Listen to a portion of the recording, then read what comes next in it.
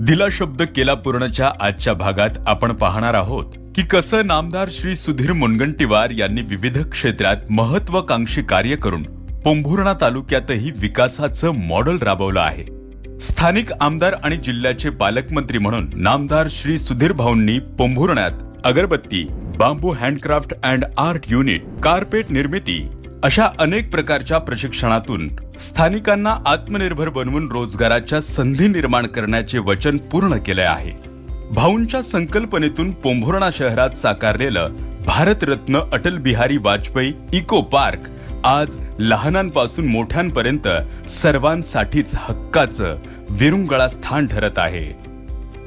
शहराचं वैभव आणि असंख्य नागरिकांचे श्रद्धास्थान असलेल्या श्री राजराजेश्वर मंदिराचा जीर्णोद्धार आणि सौंदर्यीकरण करून सुधीर भाऊंनी शहराच्या आध्यात्मिक वारशाचे जतन आणि संवर्धन करण्याचे पुण्य मिळवले। डॉक्टर श्यामाप्रसाद मुखर्जी सार्वजनिक वाचनालयाची विस्तीर्ण इमारत विक्रमी वेळेत बांधून ती जनतेच्या सेवेत दाखल करण्याची किमयाही भाऊंनी साधली। आपल्या कल्पकतेतून नामदार सुधीर भाऊंनी साकारलेली पोंभुर्णा नगरपंचायतीची हुबेहूब अमेरिकेतील व्हाईट हाऊस प्रमाणे दिसणारी इमारत साकारून पंचक्रोशीत चर्चा घडवून आणली आहे। आरोग्य सुविधांमध्ये हयगय खपून न घेणाऱ्या सुधीर भाऊंच्या नेतृत्वात पोंभुर्णा येथे ग्रामीण रुग्णालय तर तालुक्यातील उमरी पोद्दार येथे प्राथमिक आरोग्य केंद्राला मंजुरी मिळाली। महाराष्ट्राला लाभलेला सर्वोत्कृष्ट वनमंत्री कसा असतो याची छाप पोंभुर्ण्यात निर्मित स्वतंत्र वन परिक्षेत्र वन विश्रामगृहांमधूनच प्रतीत होतं।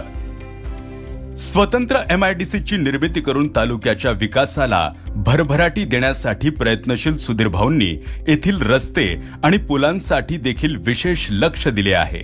14 कोटी रुपयांतून गंगापूर ठाणे वासना येथे वैनगंगा नदीवर पुलाचे बांधकाम, घाटकुळ येथील पुलाच्या बांधकामासाठी 50 कोटी रुपये निधीला मंजुरी, ग्रामीण समृद्ध शेती अंतर्गत सिंचनाच्या विहिरींचे बांधकाम, पोंभुर्ण्यात दर्जेदार सिमेंट रस्त्यांसाठी 1 कोटी रुपये निधी या सर्वांना मंजुरी देऊन भाऊंनी पोंभुर्णा वासियांप्रती आपले कर्तव्य पूर्ण केले।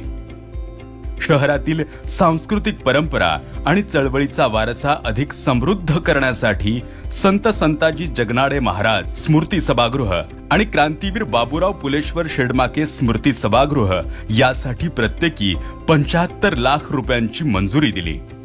विकासाची दूरदृष्टी आणि प्रगतीची संकल्पना बाळगून नामदार सुधीर भाऊंनी जिल्ह्यातील इतर तालुक्यांप्रमाणेच पोंभुर्ण्याच्या सर्वांगीण विकासाचा संकल्प पूर्ण केलाय। विकासाच्या SM मॉडेलची छाप आता पोंभुर्ण्यातही दिसू लागली आहे। ही तर सुरुवात आहे। सुधीर भाऊ है तो कुछ कम हो ही नहीं सकता। येणाऱ्या काळात बदलत्या चंद्रपूरची छबी आजच्या या प्रकल्पांमधून दिसते हे मात्र नक्की।